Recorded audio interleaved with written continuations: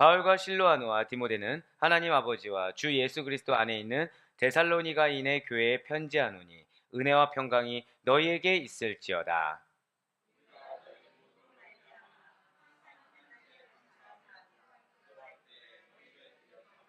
함께요. 너희의 믿음의 역사와 사랑의 수고와 우리 주 예수 그리스도에 대한 소망의 인내를 우리 하나님 아버지 앞에서 끊임없이 기억하미니 아멘. 할렐루야. 네, 주님께서 너무나도 사랑하시는 우리 아델포이 교회 성도 여러분들, 특별히 영적 가족된 우리 모든 성도님들을 주님 환영하고 축복합니다. 자, 우리 좌우편에 있는 분한테 좀 이렇게 인사하실게요. 사랑합니다.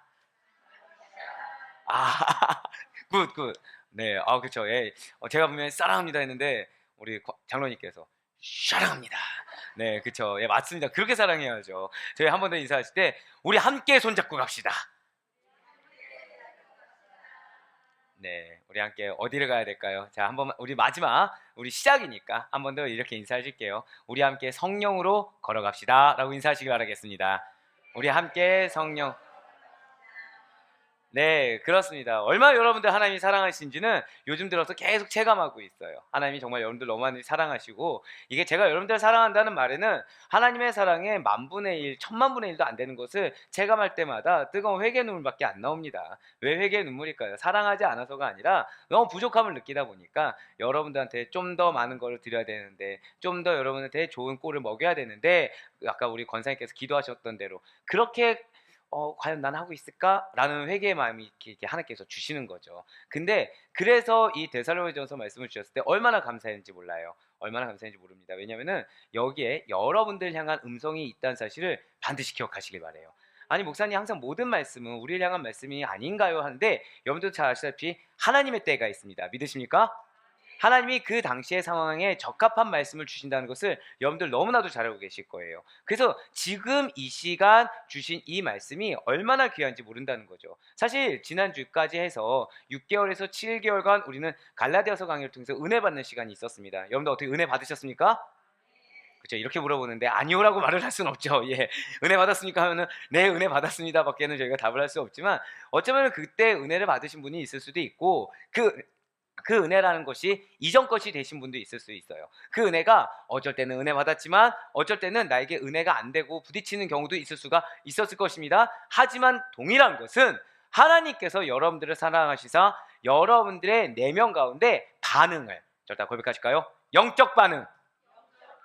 그렇습니다. 영적 반응을 주신 거, 이것이 나의 사랑의 증거이고 그 말씀이 나의 말씀이라는 증거가 된다는 사실을 이 시간 반드시 먼저 믿으시길 바라겠습니다. 예, 그래서 이번 주부터 나아가는 수요 은혜 예배가 사실 우리에게 은혜가 예비되어 있다는 거예요. 자, 우리는 어떤 말씀으로 갑니까? 바로 데살로니가전서 강의 말씀으로 우리는 나가게 될 거예요. 우리에게 수요일마다 은혜를 주는 데살로니가전서. 자, 저는 이제 여러분들에게 이렇게 말씀을 전할 때 약간 공식처럼 여러분들이 잊지 않았으면 좋은 주제라든지 개요 정도를 항상 강조하곤 합니다. 이렇다고 해서 갈라디아서 개요를 물어보면 어떡하지라고 걱정 안 하셔도 돼요. 예, 여러분들 나중에 노트를 찾아보시면 아마 아실 거고, 모르신 분은 어떻게 알아? 정주행을 하세요. 네, 유튜브 정주행을 하시고, 데살로니가전서에서도 역시 두 가지 큰 주제가 있다는 것이죠. 첫 번째가 무엇이겠습니까? 놀라운 말씀이에요. 절대 고백하실게요. 개척교회에 대한 기쁨. 이게 진짜 팩트입니다. 네, 여러분들, 우리 목사님 일부러 그런 거 아니야? 절대 아니에요. 예, 첫 번째가 개척교회에 대한 기쁨입니다. 두 번째가 무엇이겠습니까? 절대 고백하실게요. 재림을 소망하는 성도의 삶. 네, 첫 번째가 무엇이라고요? 개척교회에 대한 기쁨이에요. 두 번째가 개척교회라고 해서 그날 우리 교회 운영을 걱정하는 성도님들이 아니라는 것입니다. 우리 아델포이 교회는 주님께서 사랑하시는 주의 몸된 교회입니다. 믿으십니까? 그럼 누가 책임지시죠? 하나님께서 책임지십니다. 우리가 언제 하나님께서 책임지실까요? 성도로서 마땅한 자세를 견지할 때, 우리가 믿음으로 걸어갈 때. 그런데 어떤 믿음입니까? 세상 가운데 잘 먹고 잘 사는 믿음? 아니에요. 죄송하지만 여러분과 저에게는 그리스도인이라는 정체성이 있습니다. 이 정체성을 우리는 놓치지 말아야 돼요. 그리스도인은 어떤 자입니까? 부활 소망을 가진 자들이에요.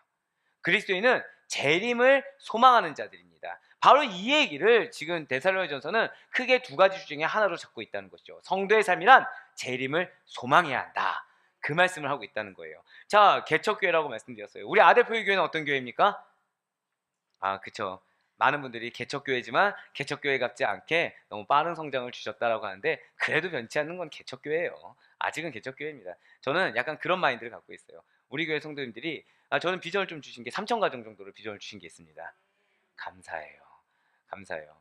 3천 가정씩이나 이러지 아무도 안 와주셔서 감사합니다.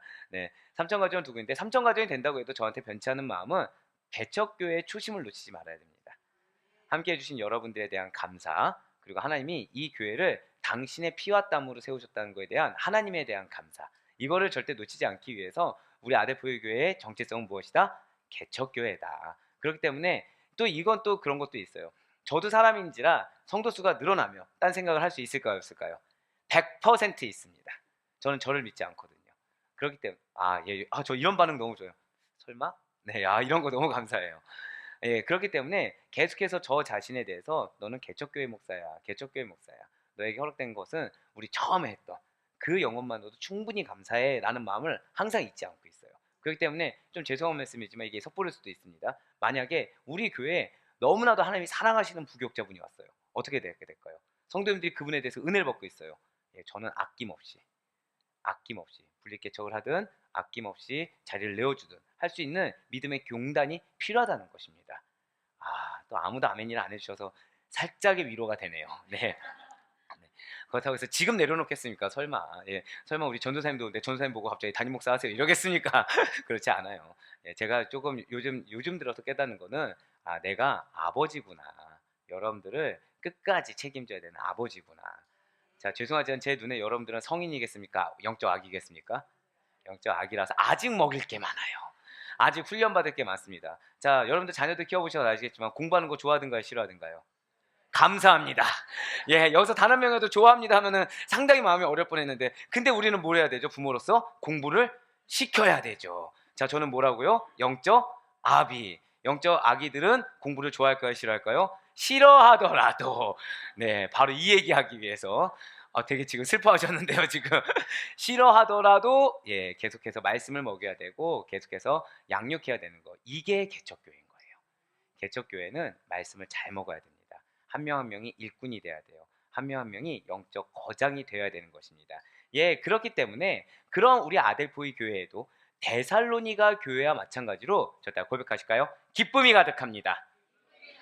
맞습니다. 기쁨의 근원이 말씀이기 때문이에요. 기쁨의 근원이 예수 그리스도이기 때문에 우리는 기쁨이 가득합니다. 한 영혼들이 왔을 때 그 영혼 한 명으로 너무나도 기뻐해서 그 영혼들의 마음에 감동을 줄 수 있을 정도로 사랑을 줄 수 있고, 그 사랑으로 말미암아 그 영혼들이 또 예수님을 만나는 기쁨이 가득한 우리 교회입니다. 역시 우리 아델포이교회 성도님들도 재림을 소망하는 성도요, 부활신앙을 가진 성도로서 그에 합당한 삶을 살아가는 하나님의 백성이라는 본질을 놓치지 않을 수 있는 여러분과 제가 되길 간절히 소망합니다.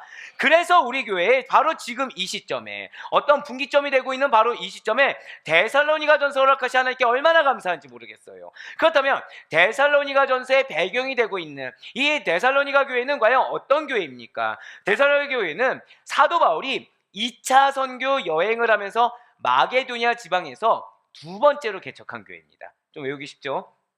사도 바울 몇 차 선교 여행이요? 2차 선교 여행. 자, 개척 몇 번째 했다고요?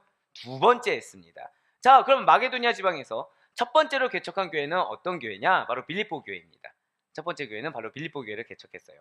사도 바울이 2차 선교 여행을 하면서 마게도니아 지방에서 첫 번째 빌립보 교회에 이어서 두 번째로 개척한 교회가 바로 이 데살로니가 교회라는 거죠. 그런데 이 데살로니가 지역은 당시에 인구 20만 명에 이를 정도로 굉장히 큰 대도시였습니다. 동서양을 잇는 교통과 상업의 주요 요충지가 바로 이 데살로니가 교회라는 거죠. 그러니까 지역의 특성상 복음을 유럽으로 확산시키기에 굉장히 적격인 장소이면서 선교 전략적으로 중요한 도시가 바로 이 데살로니가 지역이었다는 거예요. 다만 여러분들 동서양을 잇는 교통과 상업의 요충지면 또 무엇이 발달할까요? 유흥문화가 발달했겠죠. 물질 만능주의가 팽배했습니다. 그러니까 영적인 눈으로 봤을 때는 최고의 복음의 적격지이지만 그것이 인간적인 눈으로 봤을 때는 얼마든지 흐트러질 수 있는, 얼마든지 허랑방탕하게 유흥문화에 즐길 수 있는 도시가 바로 이 데살로니가 지역이었다는 거예요. 자, 한마디로 이 데살로니가 지역은 결국 무엇이 필요합니까? 영혼들은 어떤 상태죠? 죄악에 물들어 있는 상태예요.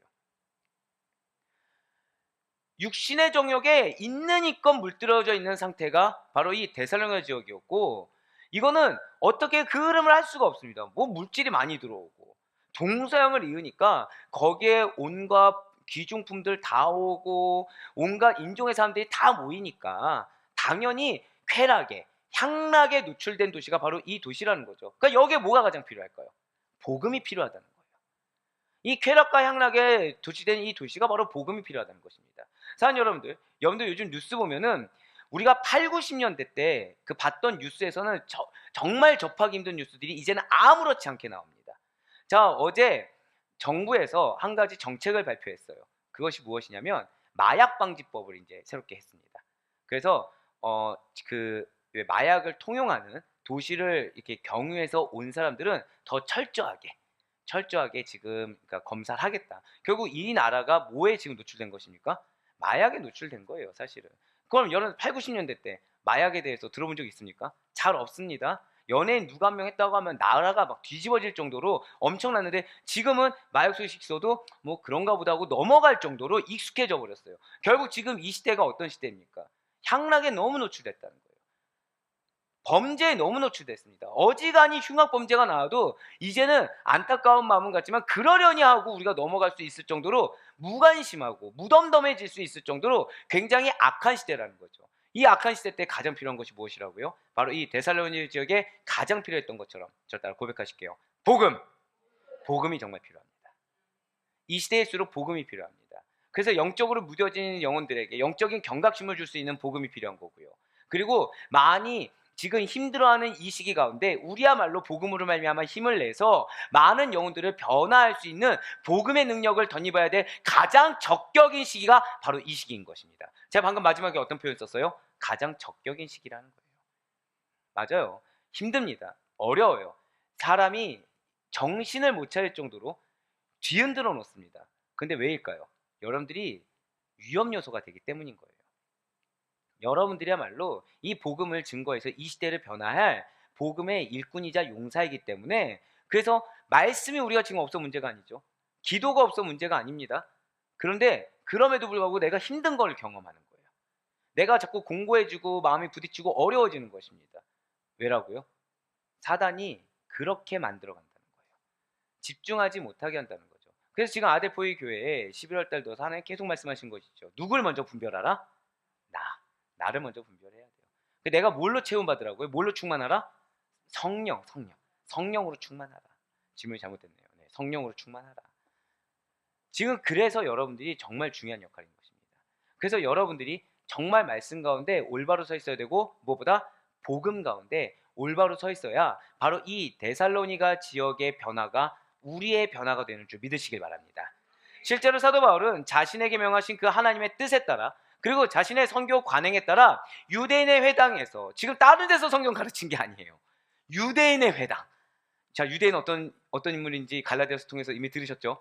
유대인의 회당에서 성경을 가르쳤습니다. 복음, 예수 그리스도의 죽으심과 부활을 선포했다는 거예요. 그러자 또 놀라운 일이 벌어진다는 거죠. 유대교인들의 무리와 상당수의 귀족 부인들, 귀부인들이 회심하게 된다는 것입니다. 그러니까 있을 수 없는 일이 또 벌어졌다는 거예요. 그리고 바울과 그 일행 신라를 뒤따르게 된다는 거죠. 바로 복음 전도의 결실을 그냥 예상하는 것 이상으로 충만하게 맺을 수가 있게 되었다는 거예요. 이게 얼마나 기쁘고 감사한 일입니까? 자, 지금 전도된 인원들의 면면을 보니까 제가 두 종류를 말씀드렸죠. 첫 번째 종류가 어떤 종류예요? 유대인들. 두 번째가 어떤 종류입니까? 귀족 부인들. 그러니까 상류층의 부인들. 그러니까 온갖 향락에 노출되어 있는 사람들. 그 사람들이 회심했다는 거예요. 그러니까 지금 복음을 접할 가능성이 있습니까? 없습니까? 사실은 없어요. 여러분들 딱 전도한다고 했을 때 어떤 분들한테 전도를 하죠? 막 부족함 없는 자들한테 전도합니까? 사실은 그렇지 않아요. 뭔가 어려운 분들, 뭔가 힘겨운 분들. 자, 솔직히 말씀드릴까요? 제가 예수님을 제대로 만날 때는 언제였냐면 아이러니하게 이제 아내와 함께 폭발 전도 훈련을 나갔어요. 폭발 전도 훈련 나갔습니다. 당시에는 이제 사실은 예수님을 향한 막 뜨거운 열정 있었겠죠. 하지만 사실은 지금 생각해 보면 지금 정도로 영혼의 무게를 느꼈나라는 생각이 있어요. 그냥 무모했던 것 같습니다. 그런데 그때 저는 노숙인 전도하면서 예수님을 만났어요. 노숙인 전도하면서. 근데 그 당시 때 노숙인 전도하면서 저도 약간 그런 편견이 있었던 것 같아요. 뭔가 어려움이 있는 분들이 복음을 잘 접한다. 뭔가 부족함이 있는 분들이, 그러니까 생활적으로나 삶적으로 부족함이 있는 분들이 복음을 잘 접한다는 착각 속에 있었던 것 같습니다. 자, 맞아요. 우리는 사실 그런 생각을 갖습니다. 뭔가 환경이 어렵고 사람으로 인해 상처받는 그런 분들에게 교회 한번 나와봐 이렇게 얘기하지, 잘 먹고 잘 사는 자들, 세상의 유력자들한테 복음을 증거해야 된다는 생각을 사실은 잘 못한다는 거죠. 그런데 바울은 그렇게 하지 않았다는 거예요. 그냥 전했어요. 유대인에 해당해서 자신을 죽이려고 달려드는 유대인들을 향해서 복음을 선포했습니다. 예, 맞아요. 완고하고 패역합니다. 오랜 율법주의에 젖어 있었던 가능성이라고는 1도 보이지 않는 유대인들이 회심했다는 거예요.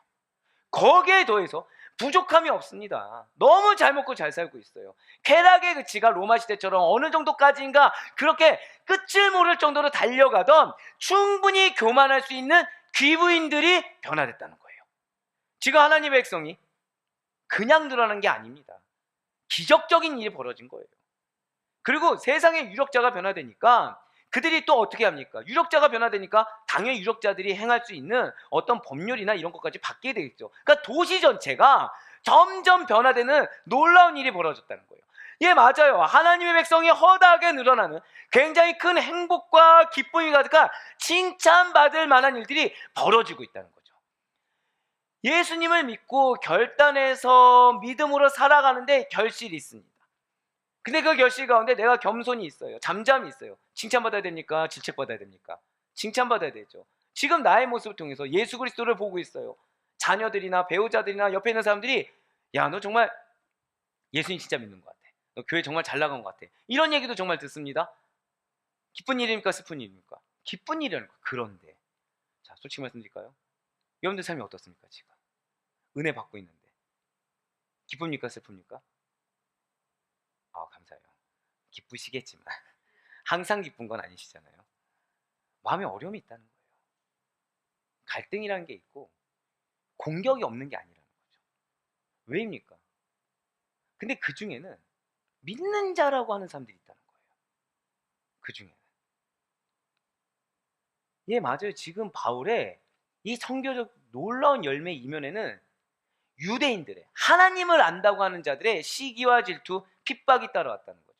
한번 사도행전 17장 5절 말씀 보시길 바래요. 그들의 시기와 질투가 지금 어떠하다고 나와 있습니까? 그러나 유대인들은 시기하여 저자의 어떤 불량한 사람들을 데리고 때를 지어 성을 소동하게 하여 야손의 집에 침입하여 그들을 백성에게 끌어내려고 찾았으나, 자, 시기에서 불량배들을 데려온 겁니다. 그나마로 깡패를 데려온 거예요. 때를 지어서 성을 소동할 정도로, 그러니까 온 성이 요란해질 정도로 데려와서 야손이라는 사람의 집에 침입합니다. 그들이 누구일까요? 바울과 실라예요. 백성에서 끌어내고자 지금 찾고 있다는 거죠. 누가요? 유대인들이. 자, 유대인들의 율법에 어떤 그런 불량배들, 악한 자들 어울리게 돼 있습니까? 안 돼 있습니까? 상식적으로 봐도 안 돼 있겠죠. 왜? 선을 행해야 되니까. 근데 지금 그런 개념조차 갖고 있지 않다는 것입니다. 그렇습니다. 유대인들은 바울의 인기를 시기하였습니다. 그들은, 중요한 건요, 바울이 전한 하나님은 전혀 관심이 없어요. 바울이 전한 복음은 관심 없어요. 여러분들의 삶을 통해서 증거되는 복음의 영향력이라는 것은, 하나님의 은혜라는 것은 관심이 없어요.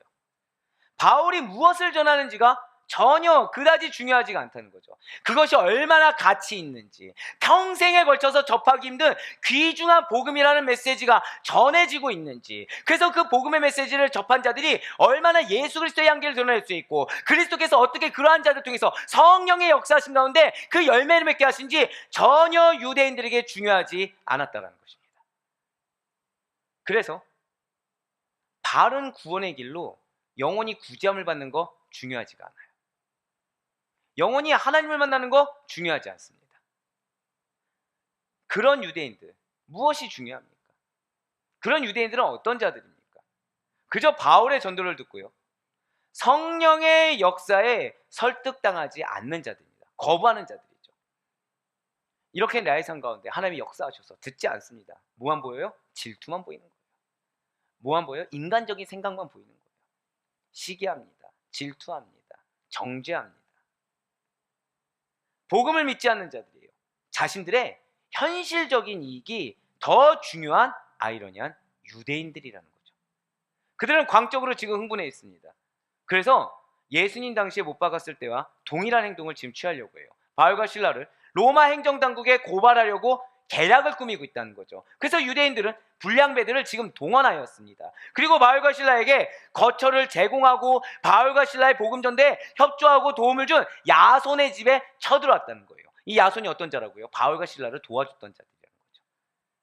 즉 바울과 실라를 공격하기 위해서 바울과 실라를 옆에 같이 함께 동역하고 돕는 자들을 먼저 가지치기를 하려고 시도하고 있다는 것입니다. 물론 야손의 집에 들어자치니까 바울과 실라가 있습니까? 없습니까? 없어요. 바울과 실라 찾을 수가 없죠. 그냥 가면 참 좋았을 텐데. 그러자 유대인과 불량배들은 야손과 그의 형제들을 데살로니가의 관리들에게 고소합니다. 한바탕 소돈을 벌여요. 그러니까 사실 여기서는 저는 참 이해가 안 되는 게, 상식적으로 따지잖아요. 야손과 실라를 억압하는 게 낫겠습니까? 설득하는 게 낫겠습니까? 내 편으로 설득하는 게 훨씬 낫거든요. 근데 그렇게 하지 않고 오히려 강압적으로 대적을 하더라는 거예요. 결국 이 소동은 야손과 그의 형제들에게 너 바울 일행을 더 이상 돕지 마.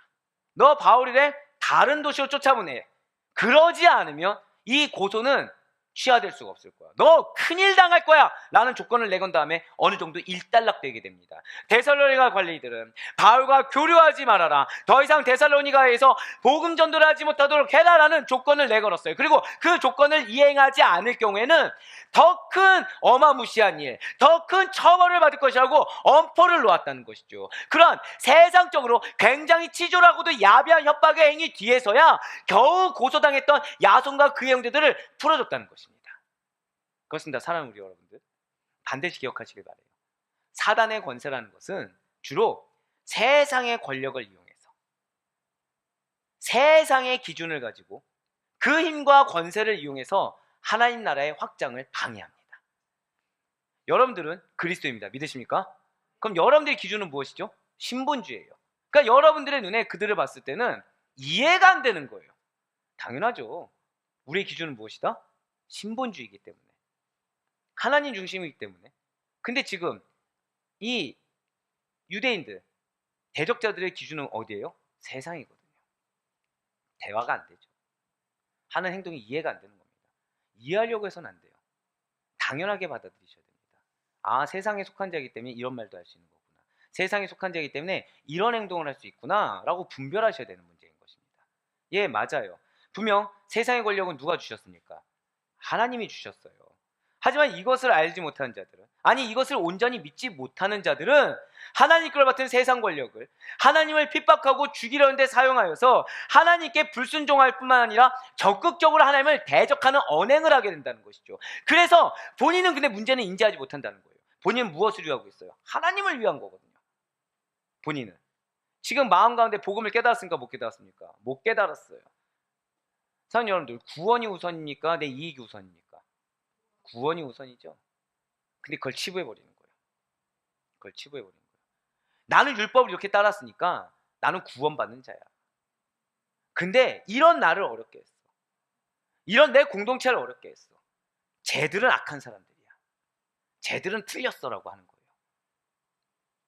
말씀드렸죠. 영혼이 구원받는다, 이렇게 환경이 해결되어 간다, 복음이 선포된다, 중요하지 않아요. 뭐만 중요하다? 이익이 중요해요. 자존심만 중요해요. 자신의 기득권만 중요한 것입니다. 그런데 그러다가 뭘 면하지 못한다고요? 하나님의 심판을 면하지 못하는 상태까지 이르게 된다는 것입니다. 얼마나 안타깝습니까? 이러한 사단의 방해로 결국 바울은 데살로니가에서 쫓겨나요. 바울의 마음이 어떨까요? 얼마나 한이 맺혔겠습니까? 바울이 얼마나 억울하고 얼마나 속상하고 얼마나 마음이 어렵겠습니까? 참 사도 바울이 정말 대단하다고 생각했던 게, 자, 저라면 이 데살로니가 지역을 볼까요, 보지 않을까요? 그쪽, 왜 우리 그런 말 있죠. 왜 군대에서 우리 제대하면서 나는 이 방향 두고서 오줌도 안 쌀 거야. 남자들 그런 말 있거든요. 거짓말이더라고요. 일산 쪽 보고서 화장실 가더라고요. 사실 바울의 입장이라면 데살로니가 지역을 보고서 방향조차 향하지 않을 것 같아요. 그런데 바울은요, 다시금 데살로니가로 가려고 여러 번 시도합니다. 내가 공격받은 거 중요하지가 않아요. 내가 어떤 대우받았냐 중요하지 않아요.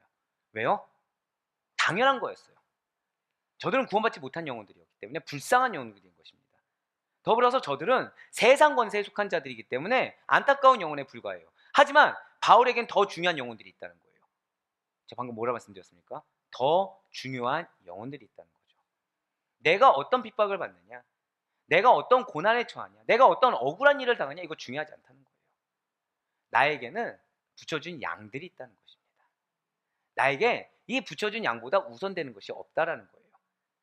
예, 그래서 바울은 데살로니가로 가려고 여러 번 시도합니다. 하지만 결국에는 사단의 방해로 해서 번번이 무산되고 말았다는 거죠. 자, 지금 바울은 복음을 전하다가 온전한 복음의 확장을 이룬 것이 아니라 그 과정에서 유대인들의 거센 핍박을 받고 다시 데살로니가로 갈 수 없었기 때문에 누가 보이고 있는 거예요? 데살로니가 교회 성도들이 눈에 밟히기 시작했다는 거예요. 진실로 사도 바울에게 있어서 데살로니가 교회 성도들은 염려의 대상이요 오매불망 다시 만나고 싶은 형제의 자매라는 것입니다. 너무 안타깝지 않습니까? 같은 안타까움인데 다른 안타까움이에요. 유대인들의 안타까움은 저러다가 지옥 갈 텐데, 바울의 안타까움은 아이고 저 영혼들을 향한 안타까움 어떻게 할까? 같은 안타까움인데 하나님이 바라보는 안타까움의 방향이 완전 다르다는 거죠. 복음이 확장되는 과정에서 유대인들과 데살로니가 관리들은 사단의 하수 노릇했습니다. 그들은 자신들이 하나님께 어떠한 죄를 범하고 있는지도 모른 채 멸망의 길을 가고 있다는 거예요. 근데 이거를 인정하기 싫으니까 어떻게 되죠? 언행을 높이는 거예요. 더 폭력적인 언사, 더 악한 언사, 더 악한 행동, 점점 영역이 넓어져 가는 거죠. 데살로니가의 유대인들의 지속적인 핍박을 그렇게 받은 사도 바울은 데살로니가에서 쫓겨난 다음에 베레아로, 그리고 베레아에서 또 아덴으로 피신하게 됩니다. 그리고 이 아덴 지역에서 드디어 깨닫게 돼요. 난 도저히 갈 수가 없구나. 그래서 디모데를 데살로니가로 파송하게 되는 것입니다. 바로 데살로니가서 3장 1절로 2절의 말씀입니다. 이러므로 우리가 참다 못하여 우리만 아덴에 머물기를 좋게 생각하고 우리 형제 곧 그리스도의 복음을 전하는 하나님의 일꾼인 디모데를 보내노니 이는 너희를 굳건하게 하고 너희 믿음에 대하여 위로함으로. 아멘. 자, 이렇게 디모데를 데살로니가로 파송 보낸 사도 바울은 이제 고린도로 가서 계속해서 복음 전도 사역을 감당하게 됩니다. 그러는 중에 데살로니가로 파송된 디모데가 귀환하게 돼요, 바울에게. 그래서 데살로니가 교회 소식을 사도 바울에게 보고하게 되는 것입니다. 바로 사도행전 18장 5절의 말씀입니다. 실라와 디모데가 마게도냐로부터 내려오매 바울이 하나님의 말씀에 붙잡혀 유대인들에게 예수는 그리스도라 밝히 증언하니. 아멘. 바로 여기까지예요. 지금 제가 말씀드린 거 여러분들 대략 기억이 나시죠? 여기까지가 데살로니가 전서가 기록된 배경입니다. 여기까지의 스토리가 지금 데살로니가 전서가 기록된 그 사건과 그 배경과, 그리고 지금 이제 왜 디모데가 이런 서신을 이렇게 보고를 하게 되었는지, 그것에 대한 배경이 여기까지라는 거죠. 그렇습니다. 데살로니가 전서는 사도 바울이 고린도에서 디모데로부터 데살로니가 교회 소식을 보고받은 다음에 사도 바울이 기록하게 된 것입니다. 자, 디모데가 가져온 소식은 대체로 어떨까요? 매우 기쁜 소식이었다는 거예요. 매우 대체로 감사한 소식이었습니다. 사도 바울의 염려와 달리 데살로니가 교회 성도들은, 자, 갈라디아 교회 성도도 어땠죠? 속히 돌아갔죠. 바울을 정죄했죠. 데살로니가 교회 성도들은 그렇게 하지 않았어요. 환난 중에도 환경이 지금 어떻습니까? 얼마든지 환락 가운데 빠질 수가 있었죠. 그런데 굳건히 믿음을 지키고 있었어요. 주의 재림을 소망하면서 꿋꿋하게 믿음을 지키며 주의 사랑을 키워나가고 있었다는 것입니다. 바로 데살로니가전서 3장 6절의 말씀입니다. 지금은 디모데가 너희에게로부터 와서 너희 믿음과 사랑의 기쁜 소식을, 자, 디모데가 전한 소식이 뭐예요? 믿음과 사랑의 기쁜 소식을 우리에게 전하고, 또 너희가 항상 우리를 잘 생각하여 우리가 너희를 간절히 보고자 함과 같이 너희도 우리를 간절히 보고자 한다 하니. 아멘. 지금 뭐예요? 바울만 보고 싶어 하는 게 아니에요. 데살로니가 교회 성도들도 보고 싶어해요.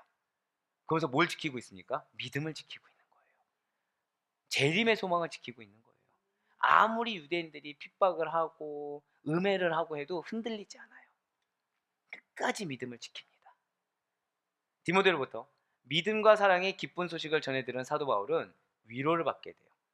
그리고 데살로니가 전서를 통해서 데살로니가 성도들의 이 믿음으로 인한 감사와 그들의 믿음에 대한 칭찬과 격려의 메시지를 전했다는 것이죠. 그래서 이 데살로니가 전서에서는 새로 개척한 데살로니가 교회에 대한 사도 바울의 관심과 사랑이 물씬 담겨 있습니다.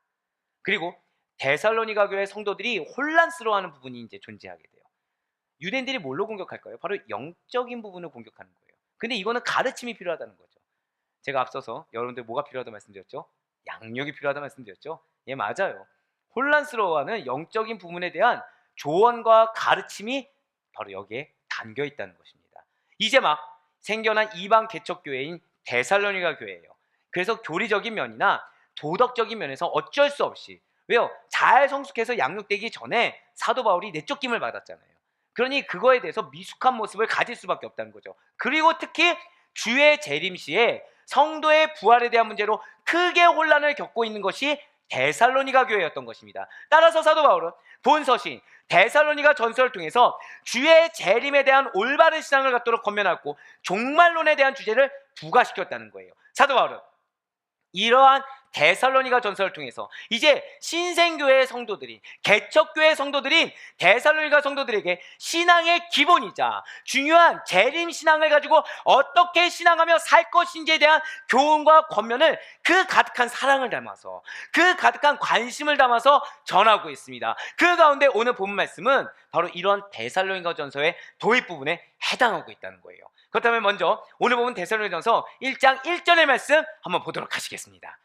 바울과 실로아노와 디모데는 하나님 아버지와 주 예수 그리스도 안에 있는 데살로니가인의 교회에 편지하노니 은혜와 평강이 너희에게 있을지어다. 아멘.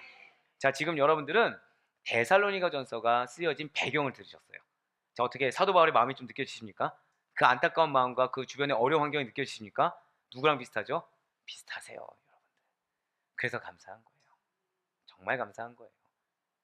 바울의 최초 서신인 이 데살로니가전서는 여러분들에게 주신 메시지인 줄 반드시 믿으시길 바랍니다. 여러분들이 주시는 하나님의 위로의 메시지, 하나님의 사랑의 메시지, 그리고 여러분들을 향한 사도 바울이 데살로니가 교회인들을 향한 관심과 사랑인 것처럼 하나님의 여러분들을 향한 관심과 사랑이 담뿍 담겨 있고, 그 가운데 우리가 반드시 흔들리지 말아야 될 교리적인 측면, 도덕적인 측면이 무엇인지를 명확하게 말씀하고 있다. 이 사실을 우리 이 데살로니가서 강해를 통해서 반드시 잊지 않을 수 있길 간절히 소망합니다.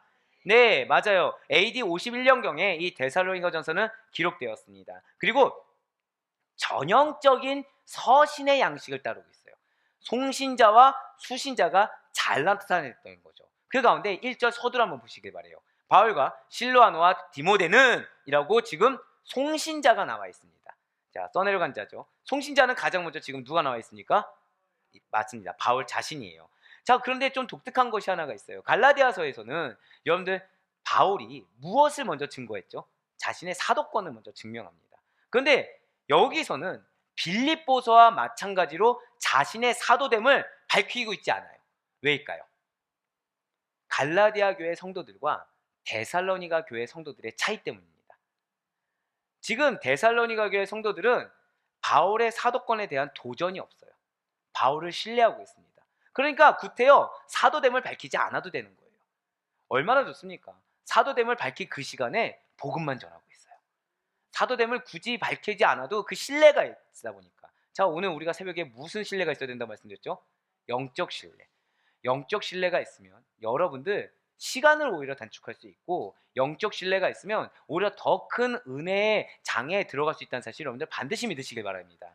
지금 갈라디아 서만 해도 사실 여러분들 거북함이 느껴질 정도로 사도 바울의 안타까움도 있지만 질책도 있었어요. 그런데 지금 오늘 데살로니가전서를 여러분들 선포하는 이 메시지가 어떻게 들리십니까?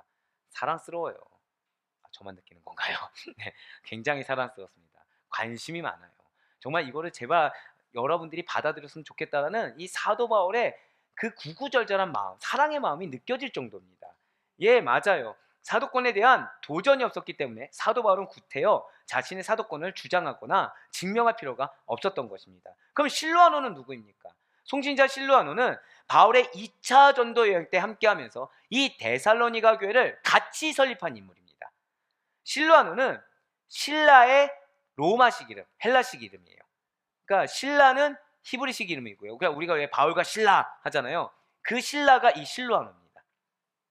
그러니까 데살로니가 교회 안에 이방인이 많이 있었겠죠. 왜? 동서양을 이렇게 잇는 교통의 요충지, 상업의 용출지라고 했잖아요. 그러니까 한 민족이 아니겠죠. 여러 이방 민족들이 있다 보니까 그들에게 익숙한 언어가 있었다는 거예요. 자, 우리가 해외여행 가면은 무슨 언어가 익숙합니까? 한국어가 익숙합니까? 영어가 익숙합니까? 영어가 통용어죠. 마찬가지로 로마식 이름으로 헬라어로 실로아노라고 지금 사용하고 있다는 거예요. 실로아노는 선지자로 인정받았던 자입니다. 예루살렘 공의회의 결의사항을 안디옥 교회에 알리도록 파송된 자 중에 한 명입니다. 사도행전 15장에 자세히 나와 있어요. 그리고 사도 바울과 함께 제2차 전도여행을 하면서 함께 투옥된 등 사도 바울과 함께 고난도 함께한 믿음의 동역자가 바로 이 실로아노였던 것입니다. 그럼 또 다른 송신자 디모데는 어떠한 자입니까? 바울의 1차 전도 여행 시에 회심한 자가 디모데예요. 2차 전도 여행 때부터는 이 실로아노와 동일하게 바울의 동역자로 헌신하였다는 것이죠. 사도 바울에 의해서 데살로니가 교회로 파송되어서 특히 이 사도 바울의 부재 시에는 바울을 대신해서 데살로니가 교회 성도들을 보호하고 돌보는 목회 사역을 감당했던 자가 바로 이 디모데라는 거예요. 그래서 여기에 디모데의 이름이 소개되고 있는 것입니다. 자, 이렇게 송신자가 누구인지 밝혔어요. 굳이 좀 편하게 하면은 사도 바울과 아이들, 사도 바울의 동역자 이 정도가 되겠죠. 밝힌 후에 무엇이라고 나와 있습니까? 하나님 아버지와 주 예수 그리스도 안에 있는 이라고 나와 있어요. 무엇이 나왔다고요? 하나님 아버지와 주 예수 그리스도 안에 있는. 줄 치시면 좋을 것 같아요. 이렇게 데살로니가 교회가 지금 사도 바울이 이야기한 대로 하나님 아버지와 주 예수 그리스도 안에 있다라는 이 표현은 이 데살로니가 교회는 하나님과 예수 그리스도와 무관하게 존재할 수 없다라는 뜻이에요.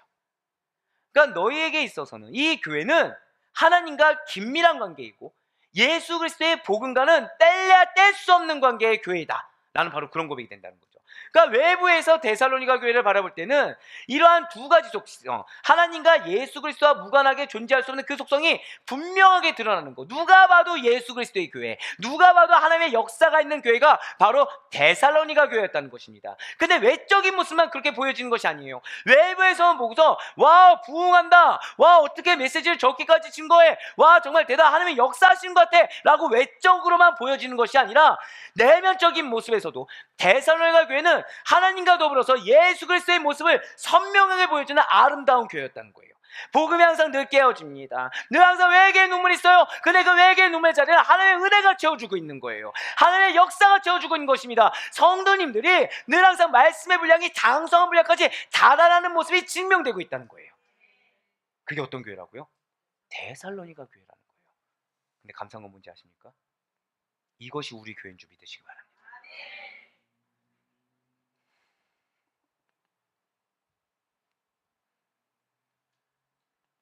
정말 힘들었거든요. 왜 우리 교회가 이런 교회라는 거예요? 왜 성도를 힘들게 하는 자들을 보느냐? 왜 성도를 어렵게 하는 환경을 보느냐? 내가 너희 교회를 데살로니가 교회라고 했는데 너무 감사한 거죠. 이 이상이 우리에게 무엇이 있겠습니까? 우리가 평생 신앙생활하는데 하나님의 인정을 받지 못한다면 얼마나 슬플까요? 근데 우리가 평생 신앙생활하는데 하나님의 인정을 받는 교회에 하나님의 인정을 받는 성도가 된 거예요. 할렐루야. 좀 힘들면 어떻습니까? 좀 압력이 있으면 어떻습니까? 좀 고난이 있으면 어떻습니까? 육신이 좀 연약하면 어떻습니까? 하나님이 인정해 주시는데, 하나님이 증거해 주시는데, 외부에서 볼 때 하나님과 예수 그리스도의 속성이 잘 드러나는 교회가 우리 아델포이 교회라는 사실에서 끝나지 않길 바랍니다. 내면적으로도 여러분들 각자 한 사람 한 사람이 하나님과 예수 그리스도를 선명하게 보여줄 수 있길 간절히 바라요. 진실로 하나님을 아버지로, 예수 그리스도를 주인으로 모시는 교회, 이것이 우리 아델포이 교회의 정체성으로 굳건하게 끝까지 그 초심을 놓치지 않고 나아갈 수 있길 간절히 소망합니다. 그래서 아델포이 교회는 개척교회예요. 시작해서 개척교회가 아니라 바로 하나님을 끝까지 아버지로 모시는 시작하는 교회, 예수 그리스도를 끝까지 주인으로 모시는 시작하는 교회, 그 시작에 초심을 놓치지 않는 교회가 우리 아델포이 교회이고, 그 아델포이 교회에 권속된 여러분들이 초심을 끝까지 놓치지 않을 수 있는 은혜의 권속인 줄 믿으시길 바라겠습니다.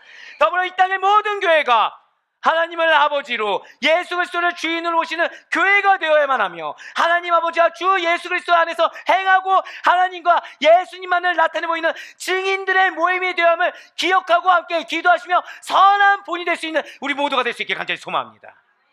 너무나도 감격했어요. 그런데 하나님의 감동은 여기서 끝나지 않아요. 1절 후반절을 보시길 바라요. 은혜와 평강이 너희에게 있을지어다. 이게 바울의 축도 부분이에요. 사도 바울이 쓴 서신서가 13개에 달합니다.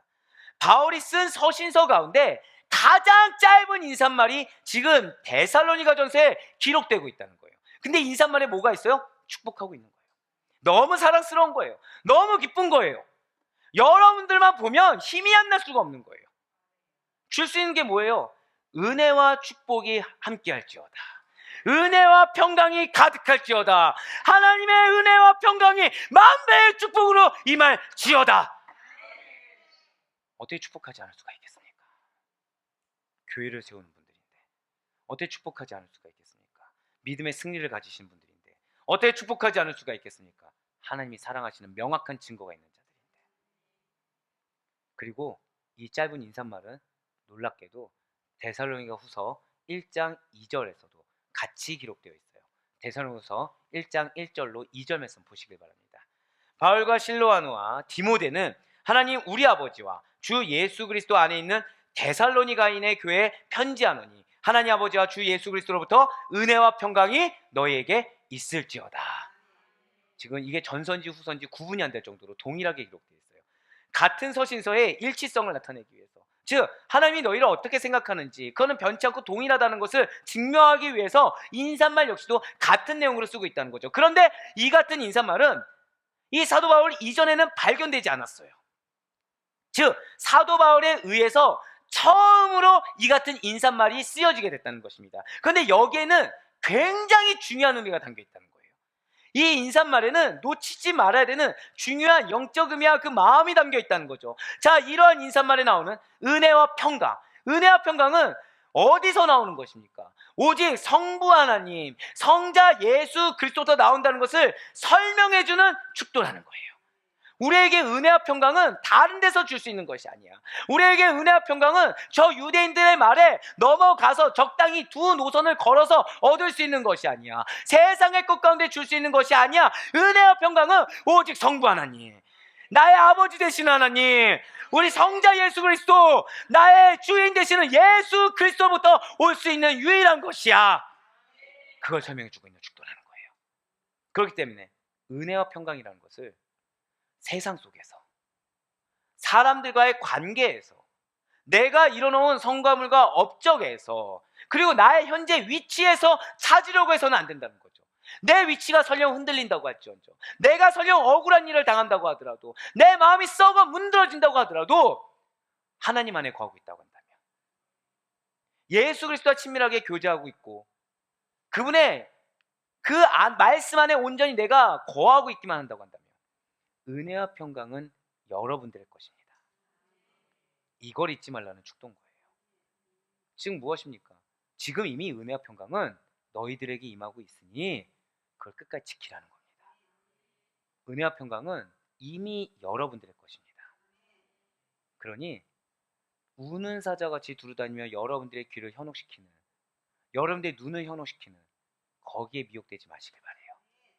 그들은 여러분들에게 허락된 은혜와 평강을 빼앗으려고 애를 쓰는 자들입니다. 그들은 여러분들에게 허락된 더 많은 은혜와 평강을 자신의 것으로 취하거나 같이 누리지 못하게 하기 위해서 미혹하는 자들에 불과한 것입니다. 그러니 우리에게 진정한 은혜와 평강을 주시는 분은 하나님 우리 아버지와 성자 주 예수 그리스도밖에 없다는 사실을 절대 잊지 마시길 바래요. 저들이 믿냐 안 믿냐 이건 중요하지 않아요. 믿는 자가 나를 어떻게 공격할 수 있냐 이거 중요하지 않아요. 믿는 자니까 믿을 만하지 이거 중요하지 않아요. 제가 항상 드린 말씀 있죠. 저도 믿지 말라고. 누구만 믿어야 됩니까? 예수님. 허락된 말씀. 이거에 믿지 마세요. 하지만 이 말씀이 여러분들에게 뼈에 신비에 새겨져 있다고 한다면 은혜와 평강은 여러분들 곁에서 떠날 일이 없을 것입니다. 여기서 은혜에 해당하는 카리스. 카리스는 자기 백성들을 향한 하나님의 기쁨을 나타내는 말이에요. 자, 은혜와 평강이 여러분들에게 있을지어다. 지금 여러분들 그냥 어느 은혜 받는다 이 정도가 아니라는 거죠. 지금 여러분들 어떤 존재라는 거예요? 저 다 고백하실게요. 나는 하나님의 기쁨입니다. 할렐루야. 얼마나 감사합니까? 제가 오늘 설교를 하면서 진도를 못 나가는 이유가 그러니까 쭉쭉쭉 써내려갈 수가 없는 거예요. 너무 감격스러워서. 너무 감사해서. 그러니까 막히는 게 아니라요. 메시지가 뒤에 있는데 그 한 메시지 한 메시지마다 하나님의 사랑이 느껴지는 거예요. 하나님 여러분들을 어떻게 대하고 있는지가 느껴지는 거예요. 못 치겠는 거예요. 타이핑을. 손이 떨려서 못 치겠는 거예요. 너무 감격스러운 거죠. 이러한 기쁨은 내가 받을 만한 공로가 전혀 없어요. 솔직히 말씀드릴까요? 흔들리고 있어요. 어려움이 있어요. 평강하지 않아요. 상황이 너무 급박해요. 은혜 받는다고 하는데 은혜 받는 거는 요만큼이고 마음이 어려운 건 이만큼이에요. 근데 난 널 기뻐해. 넌 내 기쁨이야. 이걸 칭찬하고 계신 거예요. 그러니까 내가 칭찬받을 만한 거리가 하나도 없는데 날 지금 칭찬하고 계신 거예요. 내가 상급받을 만한 오히려 상급보다 상급을 기대하고 있지만 받을 만한 근거가 하나도 없는데 이거 허락해 주시는 거예요. 그래서 우리를 뭐라 표현하셨다고요? 넌 나의 카리스야. 맞아요. 백성들이 받을 만한 공로가 전혀 없음에도 불구하고 거저 주시는 것으로서 그 수혜자에게는 너무나 과분한 호의라는 거죠. 진실 하나님께서는 자기의 속성 중에 하나이기도 한 이러한 은혜, 카리스의 기초에서 죄인들을 구원하시며 그 구원받은 백성들에게 자, 저 따라 고백하실게요. 나에게 영적 부요함을 허락하여 주셨습니다. 믿으십니까? 바로 여러분들 우리 아버지 되신 하나님께서 이런 하나님이세요. 여러분들에게 은혜와 평강이 있을지어다. 이 말에 내가 너에게 너인 내 기쁨이야. 난 너에게 영적 부요함을 줄 거야. 아니 이미 주었어. 이 말씀이에요. 또한 평강에 해당하는 에이레네라는 말은 하나님의 은혜를 입은 자의 내면에서 이루어지는 완전 무결한 평강. 그러니까 아무리 무엇이 있어도 깨지지가 않아요. 흔들리지 않아요. 완벽합니다. 완전 무결해요. 에이레네는 흠이 없는 겁니다. 이런 평강. 그러니까 우리 주변에 평강을 깰만한 일이 허다한데 이거는 침범할 수조차 없는 거죠. 또 다른 말로 무엇이에요? 완전한 신뢰. 확고한 확신이 있는 거예요. 이처럼 에이레네는 논리적으로는 카리스의 뒤이어 나타나는 현상입니다. 그러니까 우리가 참된 완전한 그 완전무한 평강을 누리기 위해서는 무엇부터 지금 내가 체감해야 돼요? 카리스를 체감해야 돼요. 하나님 날 기뻐하신다.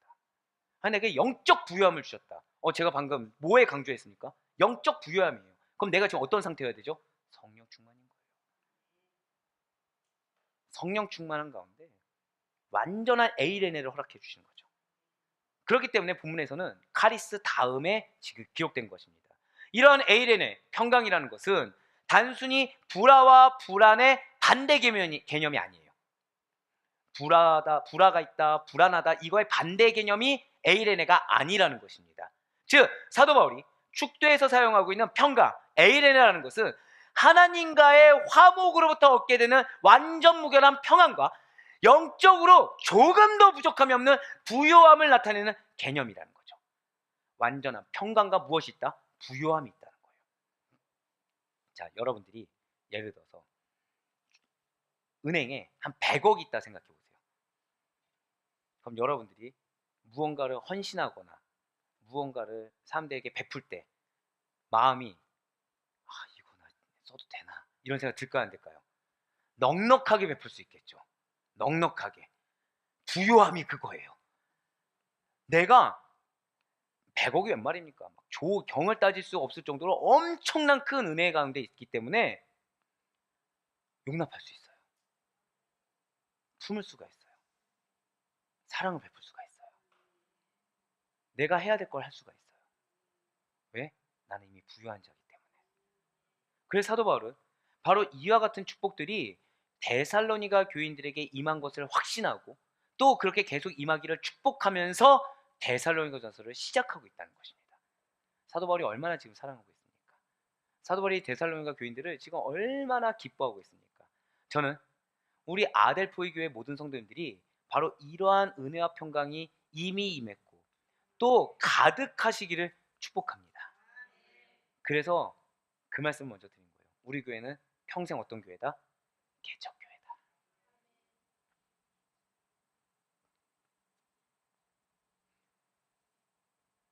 평생 은혜와 축복이 여러분들에게 임했으면 좋겠습니다.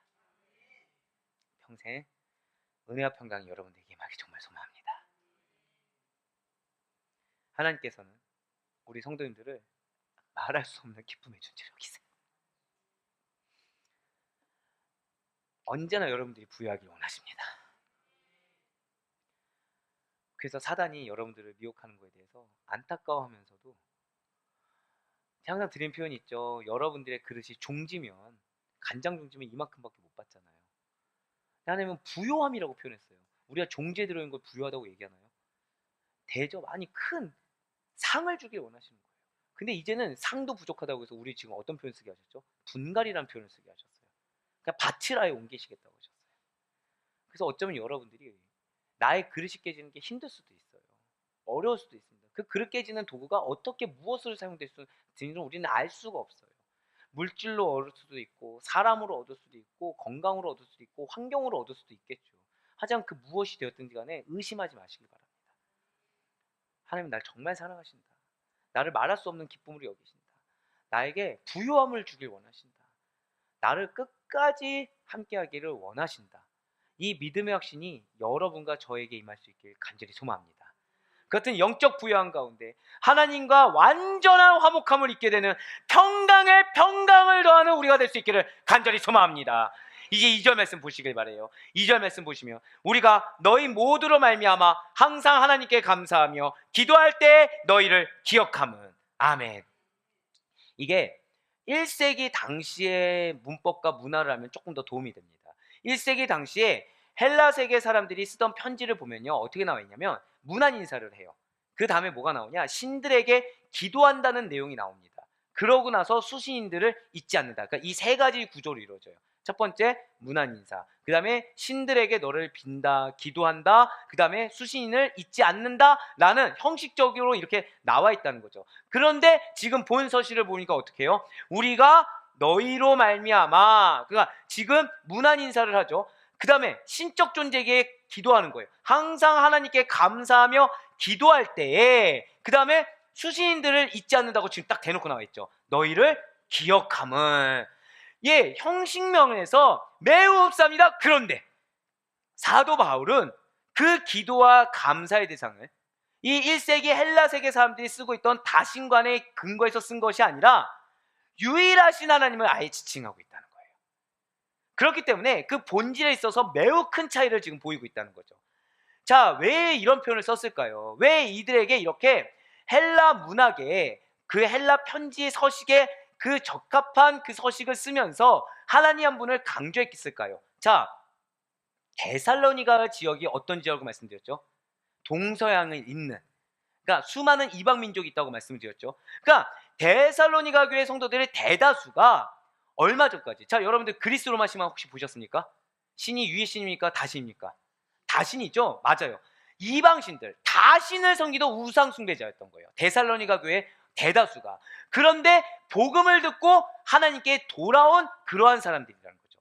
그러니까 그들이 익숙한 문화는 어떤 문화예요? 헬라 문화. 하지만 이러한 사실을 감안해서 봤을 때 유일하신 하나님께 감사한다라는 이 말은 바울의 편지가 그동안 그들이 접했던 다른 우상 숭배자들의 편지와 차별성을 가지고 있다는 것을 또 보여주고 있다는 거예요. 그래서 너희의 정체성을 지금 다시 보여주겠다는 거죠. 너희가 이전에는 이 헬라 문학에 맞는 헬라 서식에 그런 다신에게 기도하는 내용이 너에게 맞았지만, 이제는 비록 너희가 사는 세계는 헬라 문화권에 있지만 너희는 유일하신 하나님의 권속이야. 지금 그거를 이 2절 하나로 밝히고 있다는 거예요. 그렇습니다. 2절 서두에 나와 있는 너희 모두로 말미암아 항상 하나님께 감사하며 라는 이 말씀은 데살로니가 교회에 속한 성도 전체가 바울 일행에게 감사할 거리를 제공했다는 사실을 알려주고 있어요. 마치 여러분들 전체가 연약한 저에게 항상 감사할 거리가 되는 것처럼. 맞아요. 죄송하지만 실수도 있으세요. 답답하게 하시는 것도 있어요. 중요하지 않아요. 하나님이 여러분들 기뻐하신다는 거, 하나님이 저의 양으로 붙여주셨다는 거, 우리를 가족이라고 칭해주셨다는 거, 이게 감사해요. 저라고 완벽합니까? 완벽하지 않아요. 실수가 많아요. 설교하면서 이불킥하는 적도 많아요. 그런데 여러분들 항상 은혜 받아주시는 거, 영적 신뢰가 깨지지 않는 거. 오늘 안타까운 소식을 접했어요. 목회를 이제 같이 하시는 분 중에 한 분이 후회를 하고 계신 거예요. 그 교회에 간 걸 후회하고 계신 거예요. 담임 목사님이신데. 너무 안타깝더라고요. 왜 안타깝냐면 세상적인 그런 걱정이 아니에요. 영적 신뢰가 깨졌구나. 담임 목사님이 저런 마음을 품을 때는 성도가 또 신뢰가 보여지지 않은 거거든요. 근데 그러니까 또 감사한 거예요. 왜냐, 우리 여러분들은 절 믿어주시잖아요. 기대했던 화면보다 좀 작지만, 네, 이거는 앞으로 저의 숙제로 알고, 갑자기 저희 아버지가 생각나네요. 네, 평생 교만하지 말라고 X 표시. 잊을만 했는데, 네, 너무 감사한 거예요. 이거구나. 왜 부부간의 관계에서도 신뢰가 깨지면 안 되는 것처럼 목회자와 성도가의 관계에서 영적인 신뢰가 깨지지 않는 것이, 이것이 감사구나. 바울이 데살로니가 성도들과 영적 신뢰가 깨지지 않는 거, 그래서 그들에게 허락된 말씀을 서신으로 쓸 수 있는 거, 이게 감사였구나. 할렐루야.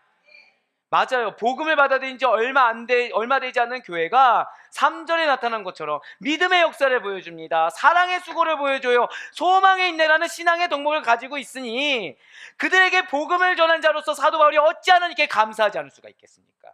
그렇습니다. 데살로니가 교회 성도들의 믿음의 역사, 사랑의 수고, 소망의 인내라는 좋은 믿음의 토양과 결실한 것은 오직 하나님께로부터 온 것입니다. 여러분들에게 하나님께서 기업을 허락하시고 여러분들에게 소망의 약속을 주시며 여러분들의 가정과 성도 각자 개개인에게 적합한 말씀을 주시고 여러분들의 영적 상태를 연약한 쪽으로 알고 미약하게만 느끼고 기도로 동역할 수 있게 하는 것, 그 모든 것이 하나님으로부터 은혜라는 사실을 반드시 믿으시기 바라겠습니다. 그렇습니다. 우리 모든 성도들이 그렇게 신앙에 굳게 서 있는 것은 전적으로 하나님에 의한 것이에요. 그리고 그것이 참된 은혜라는 사실을 믿으시기 바래요.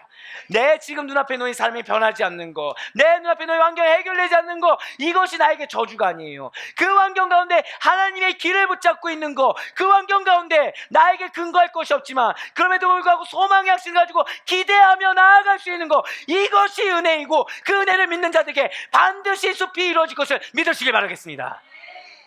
우리 교회가 그걸 잊지 말아야 돼요. 끝까지 오직 하나님께만 감사와 영광을 올려드릴 수 있는 개척교회와 개척교회 성도인들 될 수 있길 간절히 소망합니다. 이제 마지막 절인 3절 한번 같이 보도록 하실게요. 너희의 믿음의 역사와 사랑의 수고와 우리 주 예수 그리스도에 대한 소망의 인내를 우리 하나님 아버지 앞에서 끊임없이 기억함이니. 아멘. 지금 서두에 나와 있는 믿음의 역사와 사랑의 수고와 우리 주 예수 그리스도에 대한 소망의 인내, 이것이야말로 사도 바울이 데살로니가 교회 성도들로 인해서 기도하면서 감사하는 세 가지 근거가 되는 거예요. 마찬가지로 제가 여러분들 두고서 기도하며 감사할 때 저의 기도 시간이 점점 새벽에 앞당겨지는 거, 더 많은 기도하면서 피곤함 모르고 감사함을 기도할 수 있는 세 가지 근거가 바로 이것입니다. 그 근거가 역사를 일으켜요. 그 근거가 수고를 불러일으킵니다. 그 근거가 여러분들 그 인내를 불러일으켜요. 제가 지금 마지막에 뭐라 말씀드렸습니까? 그러니까 여러분들이 인내할 수밖에 없는 환경이 주어진 것조차도 은혜라는 거예요. 수고를 할 수밖에 없는 환경이 주어진 것 자체도 은혜라는 거예요. 각각 제시된 믿음, 사랑, 소망은 그리스도 안에서 하나님께서 주신, 저다 고백하실게요, 생명 있는 삶의 정수입니다. 맞아요. 생명 있는 삶의 정수가 믿음, 사랑, 소망이에요.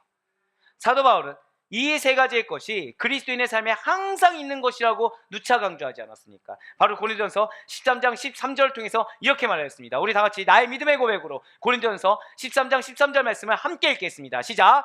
그런즉 믿음, 소망, 사랑, 이 세 가지는 항상 있을 것인데 그 중에 제일은 사랑이라. 아멘. 진실로 데살로니가 교회 성도들의 삶에는 이러한 믿음, 소망, 사랑을 기초로 한 열매들이 아름답게 맺히고 있었다는 거죠. 그것이 무엇으로요? 역사하심으로. 그것이 무엇으로요? 수고로. 그것이 무엇으로요? 인내로. 그거 너무 감사한 거예요. 여러분들 가운데 이 보인다고 했잖아요. 누군가 인내하면서 기다리는 것이 보이거든요.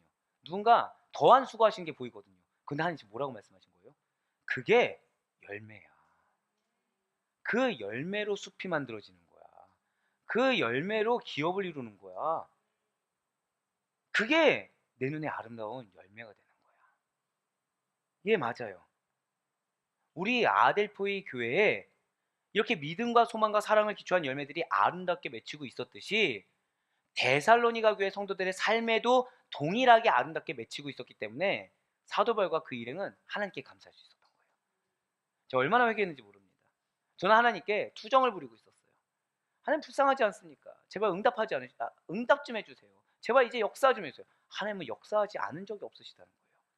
근데 오늘 말씀을 묵상하는데 얼마나 제가 회개됐겠습니까? 이미 하나님은 오늘 그래서 새벽 설교 때 제가 그 말씀 드렸죠. 여러분들 에스컬레이터 기억하십니까? 에스컬레이터. 여러분들 놓고서 이미 당신의 기업으로 준비시키시면서 이끌고 계세요. 이미 하나님은 여러분들로 열매를 계속 맺히게 하고 계세요. 그 열매가 인간의 눈에는 굉장히 슬픔입니다. 인간의 눈에는 괴로움입니다. 인간의 눈에는 서러움입니다. 지금 사도 바울은 어떤 상황이에요? 서러운 상황이라 말씀드렸죠. 억울한 상황이라 말씀드렸죠. 답답하고 마음이 어려운 상황이라 말씀드렸습니다. 근데 사도 바울은 더 이상 답답해하지 않아요. 더 이상 어려워하지 않습니다. 더 이상 마음이 힘들어하지 않아요. 억울해하지 않아요. 이루고 계시기 때문에. 무엇으로요? 인내로. 무엇으로요? 수고로움으로 이미 이루고 계시기 때문인 것입니다. 그래서 감사할 수 있었어요. 진정으로 데살로니가 교회는 믿음의 역사, 즉 살아계시고 참되신 하나님을 믿음으로 말미암아 거짓되고 생명 없는 우상을 가차없이 버리는 믿음을 나타내었습니다. 여러분들 왜 힘드실까요? 이전과 다른 신앙생활을 하시기 때문에 힘든 거예요. 이전에는 모른 척 넘어갔던 것들, 이전에는 가감 없이 드러냈던 것들을 드러낼 수가 없는 거예요. 이제는 모른 척 넘어갈 수도 없어요. 힘들어도 기도해야 돼요. 힘들어도 참아야 돼요. 힘들어도 잠잠해야 돼요. 그래서 힘든 거거든요. 그런데 하나님 지금 뭐라고 하신다고요? 그게 생명 없는 우상을 가차없이 버린 거야. 그것이 너희가 지금 자기 부인한 나의 인정받는 길이었어. 유대인들의 심한 핍박 중에서도 예수 그리스도를 믿는 믿음 안에 굳게 서서 절대 고백하실까요? 하나님이 나를 택하셨습니다. 오늘 새벽에 왜 선포했죠? 나를 지명하여 부르셨다고. 그것이 무엇이 있다고 말씀드렸습니까? 친밀한 인격적인 관계, 특별한 관계, 그거를 믿기 때문에 흔들리지 않는 믿음을 발휘할 수가 있었던 것입니다. 또한 데살로니가 교회에는 사랑의 수고가 있었어요. 아가페 사랑의 근거한 희생적 사랑, 이타적인 사랑을 나타냈다는 것이죠. 이거는 뭐 너무 많아서 제가 말씀 못 드릴 것 같아요. 그리고 소망의 인내가 있었습니다. 차마 말씀 못 드리겠지만 전 여러분들이 우리 아델포이 교회에서 얼마나 인내한지를 너무 잘 알고 있어요. 얼마나 여러분들의 가치관과 부딪히는 거에 대해서도 그걸 다 누르고 참고, 여러분들의 성격과 부딪히는 게 있어도 참고 인내하고 공동체성으로 함께 하는지 너무 잘 알고 있습니다. 저는 오늘에서야 확신 있게 말씀을 드립니다. 열매가 있을 줄 믿으시기 바래요. 하나님이 소망의 인내로 알아주셨습니다. 누군가 옆에서 가짜는 정답 같은 정답을 여러분들 공격할 수 있겠지만 하나님은 그런 울리는 꽹과리 같은 소리는 들은 채 많지 하시고 여러분들의 인내의 눈물, 여러분들의 인내의 땀, 그걸 알고 계세요. 데살로니가 교회 성도들은 외부로 오는 핍박 가운데서도 장차 재림하여 면류관을 주신 예수 그리스도만을 소망했기 때문에, 그리고 그분이 우리에게 허락하신 그 말씀을 확신했기 때문에 인내로서 이겨낼 수가 있었습니다. 진실로 예수 그리스도에 대한 소망이 있는 자는 어떠한 어려운 환경 가운데서도 무너지지 않고 장차 다가올 영광과 주의 약속의 성취를 바라보며 현재의 어려움을 이겨낸다는 사실, 그것도 넉넉히 이겨낸다는 사실을 잊지 마시길 바라겠습니다. 그래서 주님께서 우리에게 이렇게 권면하시는 거예요. 우리에게 안타까운 마음으로 권면하신 이 말씀, 나의 말씀으로 알고서 우리 보도록 하시겠습니다. 히브리서 12장 2절의 말씀입니다. 믿음의 주여 또 온전하게 하신 이 예수를 바라보자. 그는 그 앞에 있는 기쁨을 위하여 십자가를 참으사. 십자가를 뭘로 참을 수 있었어요? 기쁨. 그 앞에 나에게 기쁨이 있는 걸 아는 거예요. 그걸 확신하는 거예요. 그 십자가를 참았어요. 그런데 뭐까지 개의치 아니하셨습니까? 부끄러움까지 개의치 아니하시더니. 그러니까 우리가 인내할 때 하나님 지금 말씀해 주신 거예요. 기쁨을 가지고 한번 참을 수 있습니다. 근데 그 다음에 다가오는 자존심이 상하는 거, 수치스러운 거, 부끄러운 거, 내 자존감이 무너지는 거, 그것까지도 개의치 아니해야 된다는 거예요. 근데 어디 앉으셨다고요? 하나님 보좌 우편에 앉으셨느니라. 이 상급이 우리의 상급인 줄 믿으시길 바랍니다. 그래서 여러분들, 사실은 여러분들은 이미 십자가를 참고 계세요. 근데 항상 무너지는 게 무엇입니까? 부끄러움이라는 거예요. 자존심이라는 거예요. 내 기준에서 항상 이만큼 이 선은 지켜야지 내가 무너지지 않는다는 이 선에서 항상 사단은 그 선을 건드린다는 거죠. 하지만 하나님께서 보고 계십니다. 우리에겐 무엇이 예비되어 있어요? 하나님 보좌 우편, 예수 그리스도의 품 안, 그거를 바라보고 부끄러움까지도 참아 이겨낼 수 있는 우리가 되시길 간절히 소망합니다. 사랑하는 성도 여러분들, 사실은 데살로니가전서 이 1장 1절, 2절, 3절 여러분들 지금 들어보셨을 때 제가 어떻게 다 한 것 같습니까? 축약한 것 같습니까? 지금 축약해도 지금 시계 보고 깜짝 놀랐어요. 지금 한 절만 가지고도 사실은 1시간 이상의 설교를 할 정도로, 본의 아니게 우리 가족은 그래서 요 주간 동안 지금 가족 예배를 2번씩 드렸습니다. 왜냐면 이게 한 절만 가지고도 1시간 이상의 설교가 나올 정도로 본서신은 한 절 한 절 귀중한 영적 진리를 포함하고 있고요. 무엇보다 가장 중요한 것은 바로 우리 교회, 우리 아델포이 교회 성도님들에게 주시는 은혜가 어마어마하다는 거예요. 지금 이때 바로 여러분들에게 주시는 메시지이기 때문에 이건 하나하나가 담겨있는 보배와 그 보화가 어마어마하다는 거죠. 진실로 우리 아델포이 교회는 사도 바울이 칭찬하였던 이 개척교회의 좋은 유산들을 이미 가지고 있는 교회이며 이미 약속된 교회라는 사실을 믿으시길 바랍니다. 은혜와 평강이 머무는 곳이에요. 은혜와 평강이 가득한 곳이 바로 우리 아델포이 교회입니다. 그것이 우리 교회의 정체성이자 본질이라는 거예요. 은혜와 평강이 머무는 성도, 은혜와 평강이 가득한 성도가 우리 아델포이 교회의 성도님들의 정체성인 것입니다. 믿음의 역사가 일어나는 교회예요. 사랑의 수고, 사랑의 헌신은 말에 무엇하겠습니까? 매일매일 믿음의 역사와 사랑의 수고가 끊이지 않고 있다는 거죠. 거기에 더해서 소망의 인내가 가득하여 인내의 아이콘으로서 하나님께 인정받은 자들이 여러분들이라는 사실인 거예요.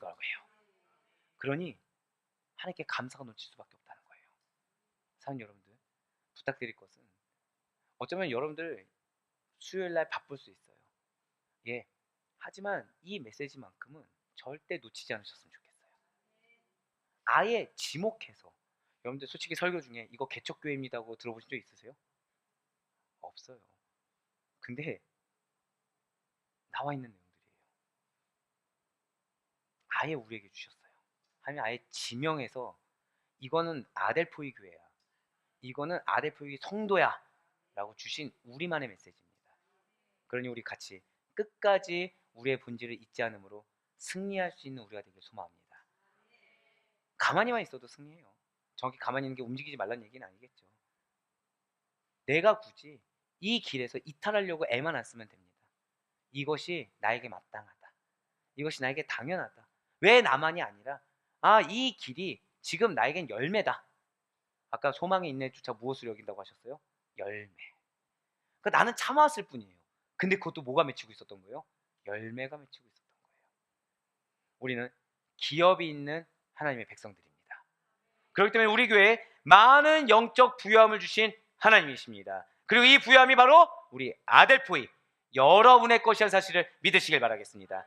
그리고 바로 고맙기는 언제나 그러한 하나님께 감사하시면서 앞으로 우리에게 허다한 여정들이 있죠. 많은 여정들이 있죠. 하지만 그럼에도 불구하고 우리는 감사가 넘칠 수 있습니다. 왜요? 이미 하나님은 우리를 축복하셨어요. 은혜와 평강이 너희에게 가득할지어다.